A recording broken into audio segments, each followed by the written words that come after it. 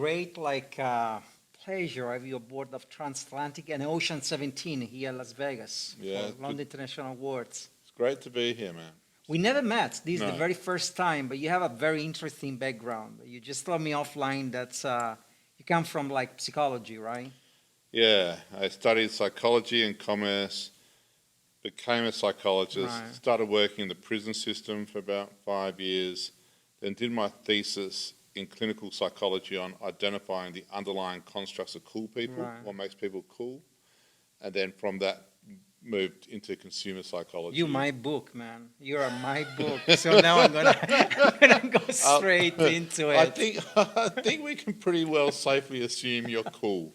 I don't think we need to go too far into it. I think you're probably doing okay. Look, I'm gonna go through 7 questions, like the 7 C's. I just go straight into the first one.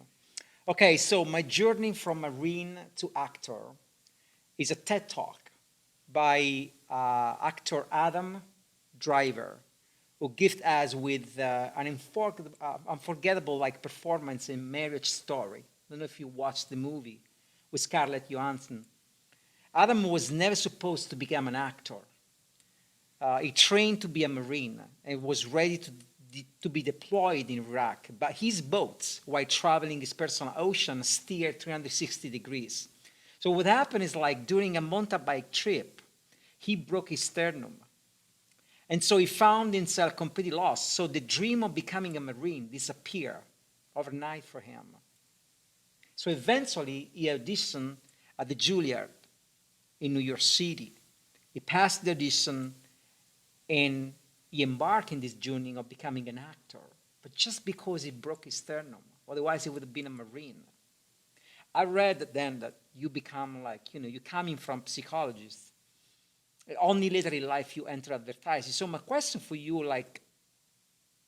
was your map written, or you were literally navigating without map, suddenly you just bump into the advertising land? Yeah. It's a nicely framed question. And my answer is very disappointing because my answer goes against who I am. So right now, I believe that everyone should just fucking do what's in front of them, be happy and grateful, and if they're gainfully employed, be happy that they're gainfully employed. Right. And then see what follows, and and if you do what you do well, opportunities will come to you. Unfortunately, though, for the narrative of my story is a bit different. When I was at school, I was failing school, but I used to ring my I was at school at the only time before mobile phones were invented. There was the one landline in the school, and so I used to every lunchtime I used to pick up the landline and ring my stockbroker and trade shares all lunchtime, and then hang the phone up. Oh gosh, man! It's fucking fucked up. That's amazing. I know, and then I'd go back to class. So I was always known as this kind of the weird kind of rich guy who played the stock market. Right. And but I was failing school as well, and so I went to see a tutor, and the tutor's name's Kim Sawyer, and he said to me, "What are your interests?" Because I didn't know what I wanted to do in life. He said, "What are your interests?" And I said, "Money and people." And he said I should become a consumer psychologist. And I thought, fuck, that's perfect. And I still remember exactly where I was when he said that. I still remember exactly my reaction. And I was 16 or something at the time, 16, 17. And so I studied commerce and psychology and set out to become a consumer psychologist. Got sidetracked into the prison system a bit for a while. Okay. So my map, I was the Marine dude, broke my sternum, but then repaired it, and then got back into the Marines, kind of. If that was a bit crowbarred, but yeah. So, and then I guess the other thing to that is the only thing I'd say is if you do have a goal and you're heading towards something, it doesn't matter where you go, but at least you're going somewhere. So if you don't have a goal, just make up any old bullshit and make up any old thing. That's an important advice because some people do not have a goal, and they get lost. They get lost at the sea. That's right. But I think to make up something is important because it's almost like you see an island that is not there, That's right. But maybe But you head towards that island, and then a Yeah. ship comes along or whatever. that's interesting. And so somebody's, yeah. So I do like that idea of just making up any old goal Right. if you need to. If you It's find awesome. yourself in a situation where you don't know what you're doing, make something up and head towards it. It's good. Look, Mars rotates once every 24 hours, and is tilted on its axis like Earth, which means that he has seasons. Fuck, you really have to pay attention to these questions, I told don't you. you? Yeah, It's this your is great. fault now that you haven't read this before. You have to pay attention, man. So anyway, Mars has season, has polarized caps, and there is an evidence of running water on its surface. So more likely, it is the place where we could move Yeah. once like Earth becomes impossible to live. So there is a chance we could terraform Mars. That's the verb that we use in English, to terraform, which I found this verb fascinating. But here's the catch, though. If you have the power of geoengineering Mars into Earth, then you do have the power to geoengineering Earth back to Earth. What would you choose between the two options? Would you use the technology to geoengineering and go to Mars, or to reverse this process of deterioration that we have on Earth and geoengineering Earth back to Earth? I think I like looking at new, and I like getting attracted to new things, and I like progress. So I like the idea of going to Mars and seeing what's there and working all that shit out. And I think whilst we're working all that shit out and seeing how we can terraform Mars, then I think at the same time we'll be learning skills on what to do with this decaying rabid thing that is now Earth. And so I think we'll be able to do both at the same time. So I think it's a artificial dichotomy. We're going to go to Mars, we're going to make that shit fantastic, and we're going to learn a whole lot of stuff, and we're going to sort out Earth. I do. Fair question, man. So there is a quote from Erykah Badu that struck me since like I first read it. And he say, I think a lot of people have lost respect for the individual, the person who doesn't conform. I found this quote like to be very compelling and truthful when applied to the advertising landscape. Our industry tend to homogenize a lot, homogenize individuals. I happen to believe that the person who doesn't conform is like an ocean that can be drawn on a map. If you want to truly understand this person, you have to use your instinct and toss away the map. Do you think that an industry like our industry, like the true advertising business, at least the American advertising business, that is obsessed with labeling everybody, everything, put it in a box, do you think that there is still place for individuals that don't conform, truly? And if so, what can we do to guarantee that these individuals in an advertising environment, an agency environment in America, they can thrive and survive? I reckon the most interesting thing I can say on this is to quote Cameron Diaz. And so it's not in her very first movie was called The Last Supper, and in this movie, The Last Supper, that no one's seen, but it's a great movie. The whole bunch of left-wing people would invite a right-wing person around for dinner, and then they would kill the right-wing person and feed the right-wing person to the tomatoes. And they lived in a small little village. But what happened was, and they'd kill the most right-wing person they found, then the next right-wing person, the person after, until they'd ran out of right-wing people to kill. So at the dinner, they worked out who was the most right-wing out of the people at dinner, and they killed that person. Mm-hmm. Then they killed the next person, then they killed the next person. In the end, there was only 2 people left, and I was trying to work out who was the most right-wing out of them to kill. The point of, or my take out of the movie was, whether somebody's on the right wing, or extreme right or extreme left, they're fighting for your freedoms, they're fighting for your rights.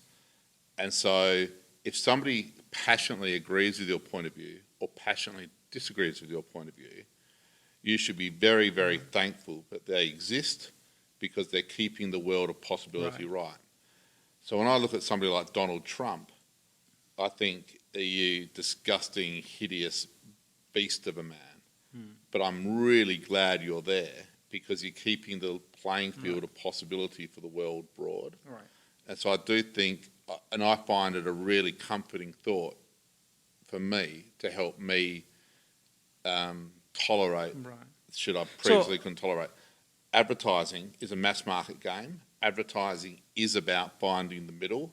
Advertising shouldn't get up its own arse too much, and it should be about reflecting back where the mass market is. So I don't know if our advertising ever was that concerned with the individual. I think it should be concerned with the masses.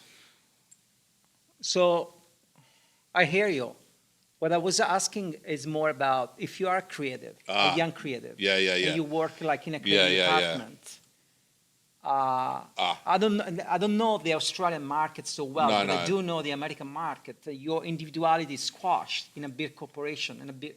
So if I'm talking to young people, I say rule number one, learn how to fit in. Okay. Because standing out is pretty easy. Being an individual is pretty easy. Fitting in is hard. Okay, now especially if you don't. This now is an interesting concept.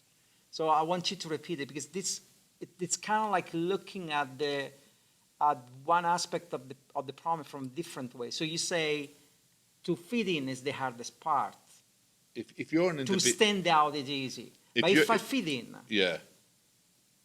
would you say that part of the effort to fit in is also losing a piece of my individuality?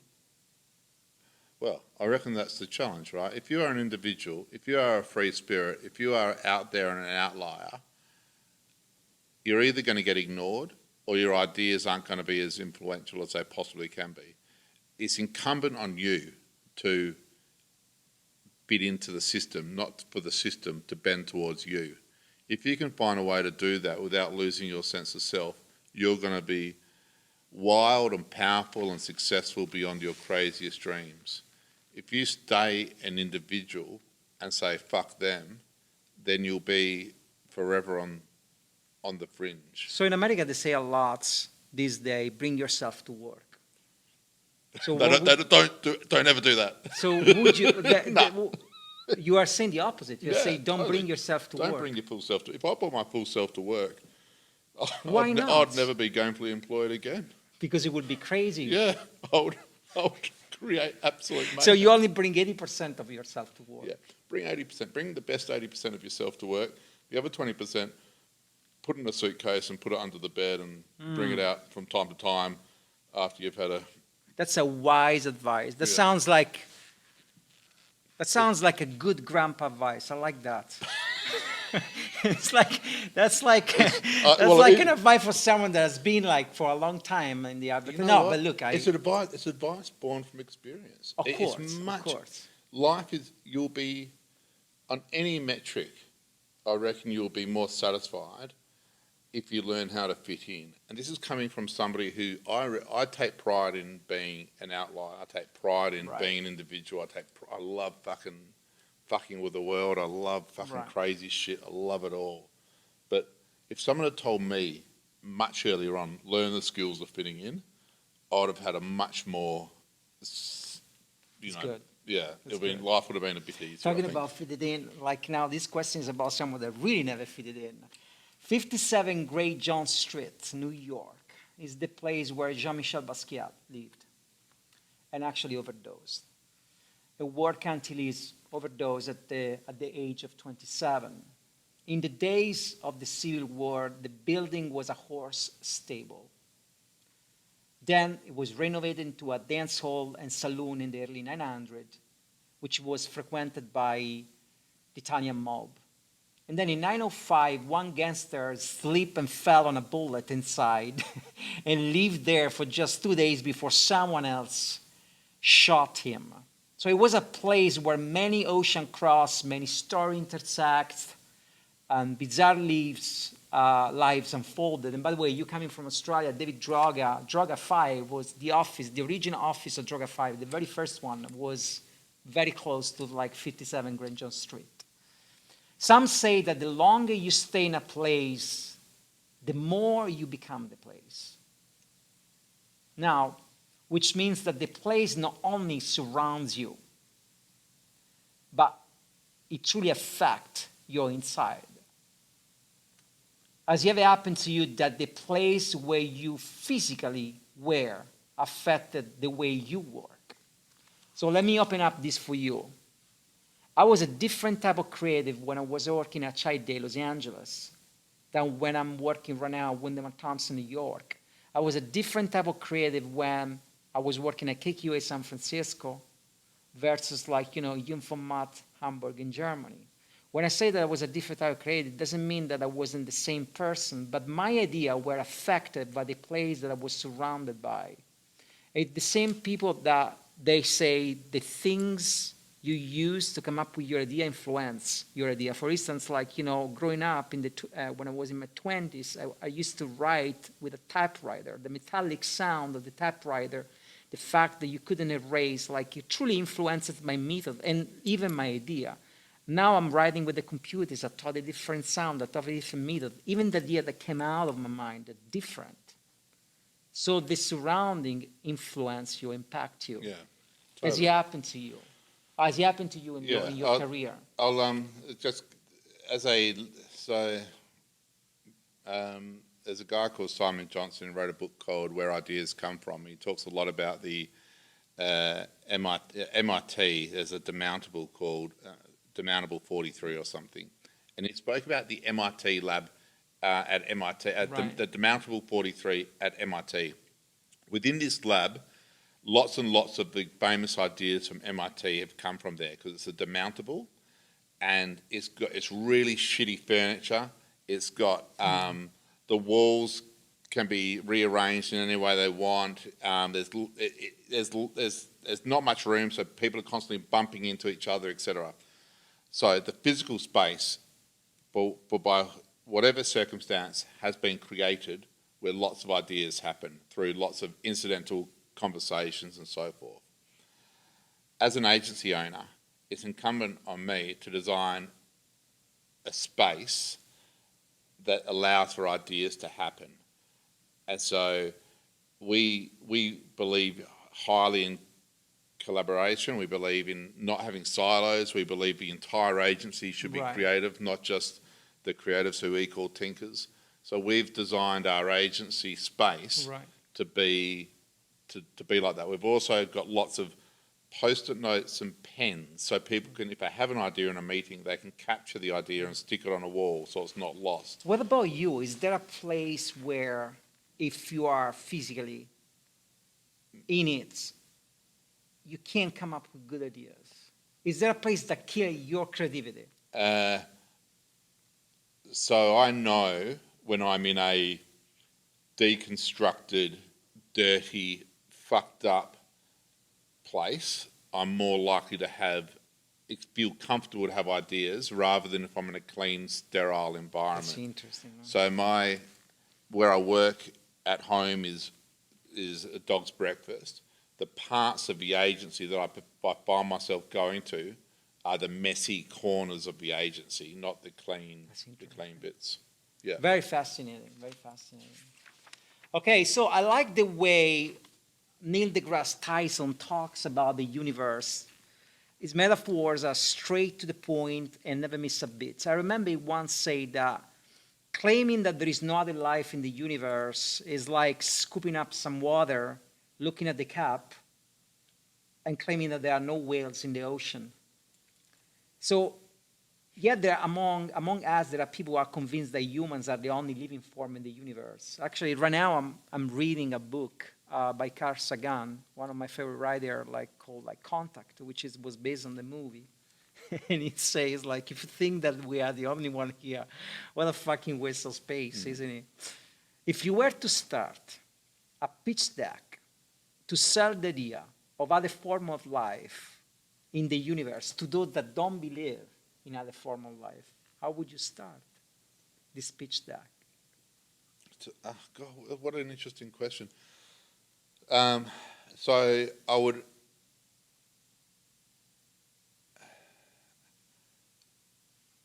depends a little bit on who I'm talking to.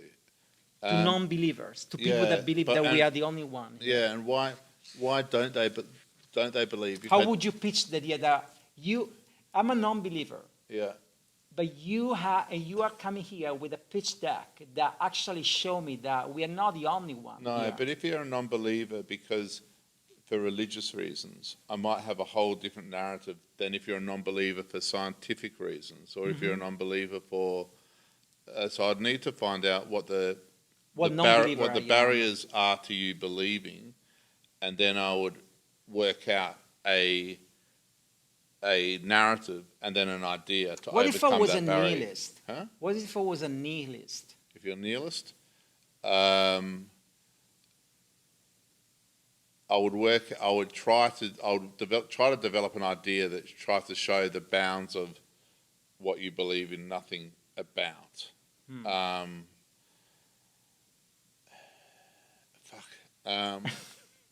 And then you know what I'll do? If I wouldn't create a pitch deck, I'd create an experience for you. Okay. I would come to you one night when you're asleep, and I would just tap you slowly on the thing like that, and then you go, what's that? And then I'd do nothing, and then I'd do it the next night. I go like that, and then the next night I'd have two little green eyes that just appear and disappear, and then I'd send you crazy by every night I'd do these little kind of things to you. And then eventually there'll be Martians running around your room, and you can't wait to fucking tell someone about them. Back to the earlier point, you know. What do you think? Are we the only one? No, of course we're not the only ones. Of course, it has to be. It has. But it's just by chance we're here. Such a beautiful question, isn't it? And you almost can't be adults and discuss this anymore. You're not allowed to talk about this. But it's just beautiful how insignificant we are and how big the universe is, and there must be other shit out there. I love my answer though. I love my answer of just, if I had all the marketing budget in the world, you would do that. You could make anyone believe that. Thomas Edison conducted 1,000 field experiments. The 1001 experiment was successful and gifted humanity with the invention of the light bulb. So he went through 1,000 experiments before, Beautiful. This is one sheer example of how falling forwards and taking risk is paramount in building success. Now, to fall forward is the mots of every explorer, every sailor, every ocean crosser, every inventor, trailblazer. They can't live their life without failing forward, and it's the only thing they can do. So they're able to disturb the universe. There is a beautiful line from a poem of T.S. Eliot's that says, do you dare to disturb the universe? Now, what happened is, do you think that our industry truly let you embrace failure? I'm not just saying, because it's a very common phrase or motto that is used in our industry, but I think when you are facing the everyday life, you're facing money, you're facing budget, you're facing risk, I don't know how much we are really as a creator allowed to fail. Yeah. So what is the, do you think it's more a romantic idea, or do you think that it's actually an idea that is pragmatic, that we're going to allow you to fail forward? Are you going to allow me to go through 5 wrong briefs to get to one? No. No, man. Fucking solve a problem. Advertising, man. Advertising. So if you said to me, Adam, I think I've got an idea on how I'm going to solve global poverty, Right. and I'm this close, and I said, show us your thing, and he showed me, and it was kind of a bit wobbly. Right. I'd say, keep on going. If you said, I've got an idea on how to sell more cream cheese, but I'm fucking close, man. I said, fuck, man, just give me the fucking. So your point, advertising is a developed industry, and the problems we're solving are often derivative, or often smaller executional points of bigger and bigger and bigger and bigger plans. And sometimes the incremental gains you can get are just not worth doing. So I would like to think we can create an environment where we know the difference between where failure and failure and failure and failure and failure can lead to success, where that's worth going through that journey versus not worth going through that journey. And I think advertising sometimes gets stuck up its own arse, where people feel like it's worth going on this journey for perfection, when in fact an 80% solution will do. I think sometimes we get that wrong and we don't allow enough time. But I think We mostly don't allow enough But I think a lot of the time we allow too much time and too much indulgence as well. So it's not the answer. I don't think it's the answer the industry wants to hear. But I certainly believe, like one of the things our agency does is we pair a creative with a strategist, and those two people run every account. And so the creative is seeing the problem with the client and experiencing it with the client. And one of the sayings we say is, at the very least, we promise to get it wrong less. And by that, we're going to spend less time doing work that's irrelevant, because we understand the problem Let's better. say, for instance, because I think to fail forward is also and again, that's why I think there is nothing right or wrong, because we look we come from different backgrounds. So even though and we work in the same industry, but from different angles. So the way I see, for instance, say I have an idea and I start working on the idea, and you embrace chaos and you go, and I have a team around me, and we all believe in this idea strongly. But at one point, maybe down the roads, even if 3 days or 5 days or 6 days, we realize that we are going down the wrong path. I've experienced that you get slapped for that. You don't get, okay, yeah, we're going to the wrong path, but we try, so let's try now this way. But there's no value in your idea about cows. The value of your idea on cows is the value it creates for what you're doing that brief for. So if you're doing it again to stop CO2 emissions in the world through understanding cows more, then it's really fucking important you've got your space. If you're doing this whole thing on cows for something, it may just not be. Sometimes we think that the most important thing here is the work we're doing, but the work we're doing is only there to allow our clients' brands to achieve their goals. And so that's what needs to be driving the conversation, not whether we need 4 cows or 6 cows in the scene. Let me put it another way, though. No, I hear you, but there are so many different instances, and okay, Blade Runner. I give you this example: Blade Runner and Blade Runner 2049. When they create the sequel, for a little bit in the pre-production, they thought of recreating the same scenes of Los Angeles with a raining backdrop, all this raining. They went down the road for a little bit. After Denis Villeneuve and Grasner was the product designer, one night they were, I think it was 1 week into their journey of the pre-production, one night they were in Montreal and it started snowing really hard. And Denis Villeneuve is from Canada, and he grew up very familiar with the snow. And he literally backtracked and said, no, wait a moment. I know snow, and he gave me the idea of violence, so why don't we forget rain for a moment? Let's the old mood is gonna be snowstorm, 2049. That's an example of failing forward to me, meaning they spend a week trying to fit in with the raining of of Blade Runner original, but then something happened along the way, and they didn't recriminate it. They didn't lose like, sleep over it. They didn't have anybody say, no, no, what are you doing? You lost 7 days. It's the creative process that goes like this.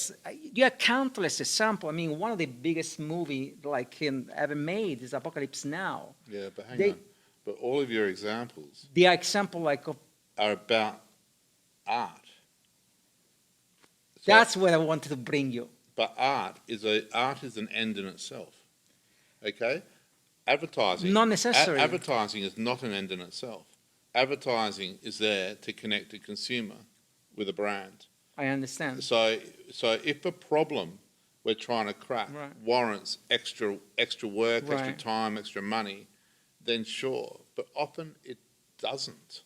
And so then its role has to be commiserate with the end return of what's over there. Whereas if it is just art, It's and I not just love- art. Yeah. Movie is not just art. Movie is business. uh, There is money involved. but it's art and it's business. But the end result is still that product.